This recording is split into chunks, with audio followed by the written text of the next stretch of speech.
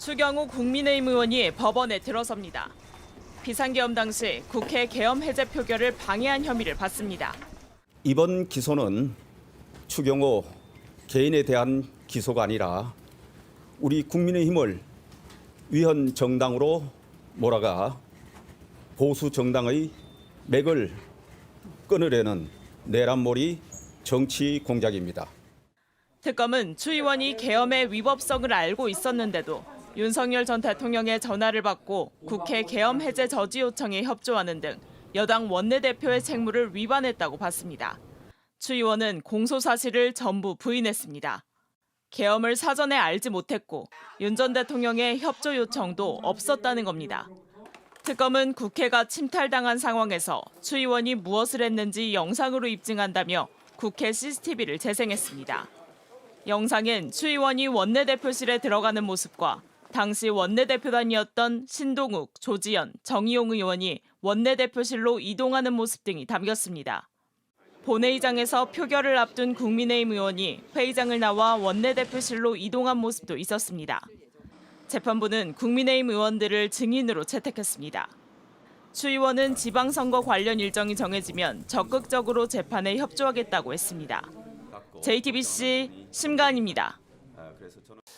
그리고 추경호 의원 대구시장 국민의힘 예비 후보이기도 하죠. 오늘 법원에 왔습니다. 왜냐? 계엄 해제 표결 방해 협의로 오늘 첫 공판이 열렸기 때문인데요.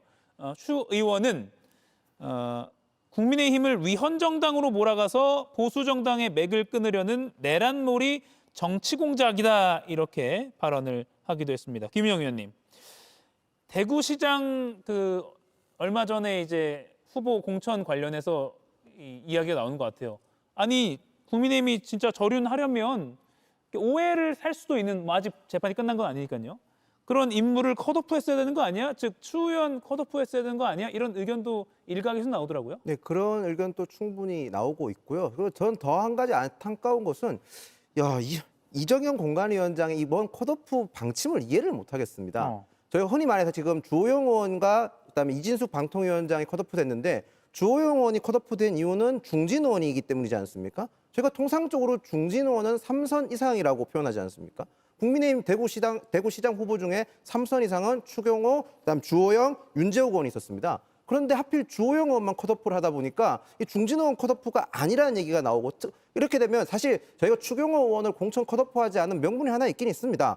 민주당에서 추진한 특검이 과도하게 정치적 성향을 보였기 때문에 저희 입장에서는 정치 특검이기 때문에 어떻게 보면 죄송합니다. 추경호 의원 같은 경우는 억울한 면이 있을 수 있다. 이렇게 표현할 수 있었지만 이번에 이정현 공관위원장의 컷오프를 이상하게 함으로써 추경호 의원의 명분이 상당히 떨어지게 돼버린 상황이 된 겁니다. 저는 그런 점에서 이정현 공관위원장의 컷오프 방침이 사실상 대구시장 선거 전체에도 악영향을 미치고 있다는 점을 다시 한번 말씀드리겠습니다. 예, 이동관 의원님, 조갑재 보수 농객도 국민의힘 지려고 공천하나 내란 재판 중인 추경호는 컷오프했어야 된다 이렇게 논평을 했더라고요. 그러니까 지금 저는 뭐 이게 친윤이냐 반윤이냐 그 잣대도 아닌 것 같고요. 그렇다고 해서 중진이냐 신인이냐 그 잣대도 아닌 것 같아요. 근데 지금 제가 잣대를 유심히 어떤 잣대였을까 생각을 해보면 주호영 의원은 왜 컷오프가 됐을까요?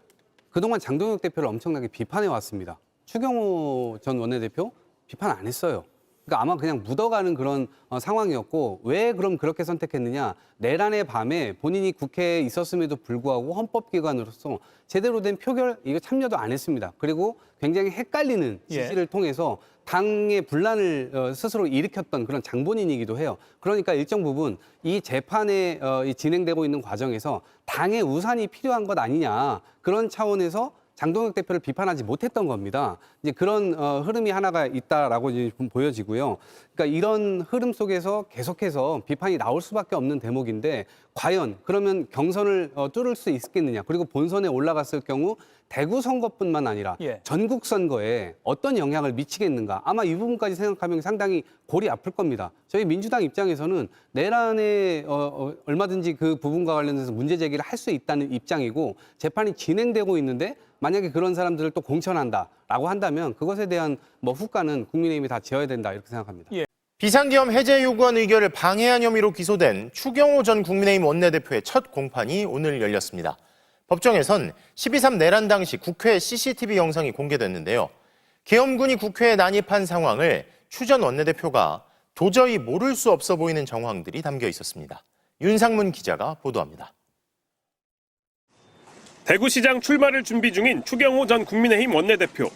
12.3 내란과 관련한 첫 재판에 출석하면서도 대구 시민들에게 감사하다는 입장을 남겼습니다.